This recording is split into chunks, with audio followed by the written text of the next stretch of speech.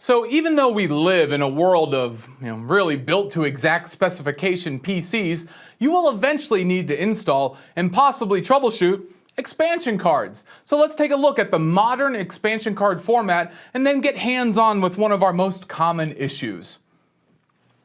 First of all, I want to introduce you to something that's a little near and dear to my heart because I remember when I got my first PCI sound card and it was absolutely awesome not having to deal with any jumpers or switches on it. If you're an old tech, you'll understand that, but this is a really, really old device, but it actually uses the predecessor to what we're going to talk about, so it's important here. This actually is what's called a Peripheral Component Interconnect, or PCI, and it was actually the first plug-and-play type of add-on expansion. It's actually really neat. Now you'll notice our PCI normal ports here, or PCI, slots here, differ from our PCI Express. So they're not backwards compatible. These are what's known as PCI Express, or Peripheral Component Interconnect Express.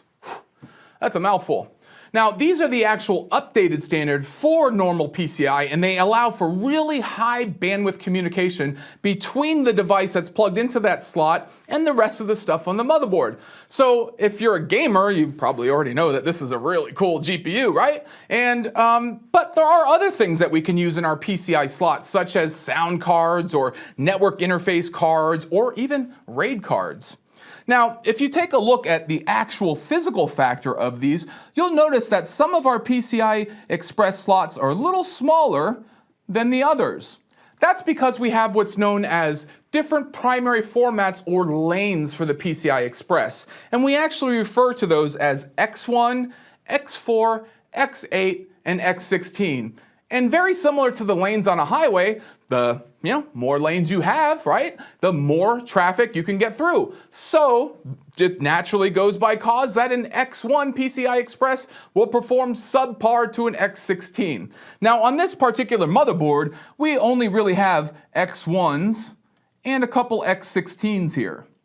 So we're going to actually be installing our GPU in our primary PCI X16 Express lane. So cool. All right, so we're going to take this up, but before we do, I want you to take notice of this little lever right here. If you notice, it has an unclipping and a clipping action here. This is how we actually remove the GPU after we, if we ever need to troubleshoot it or if we need to remove it for any other reason. So let's go ahead and slide our GPU down into our PCI Express slot. Oh, it fits beautifully. That click was there. I know it's got a good connection, and I can't wait to test it out. Let's go ahead and plug it in. And I'm going to make sure we got power to our system. Oh, that looks so cool. Let's go ahead and power it up. I've got lights. That's cool. No signal. Well, let's apply the CompTIA troubleshooting theory steps, but let's go through it how you kind of would out in the field. If you need to practice with those, see some of the earlier videos. We go over them really in depth. Well, I know that this GPU only has pretty much two primary things that it needs to function. A, it needs to plug into the motherboard in a PCI Express slot, and B, it needs power. Well, I don't know if you can see right here, but I forgot to plug in the power lane. So let's go ahead and unplug our unplug our PSU here. And I'm going to make sure I have the right leads in my modular power supply. And I'm going to go ahead and plug these in so that our GPU actually has power. And there we go. Okay, great. So we've got our card installed. We've made sure we reseated it just in case that was an issue. And I've definitely confirmed that both power leads that it needs are in there. Let's go ahead and test this out. I'm going to reapply my power cord to my PSU.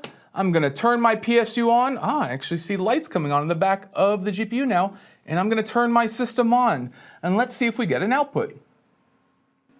Great. I actually got video signal. So we're all set there.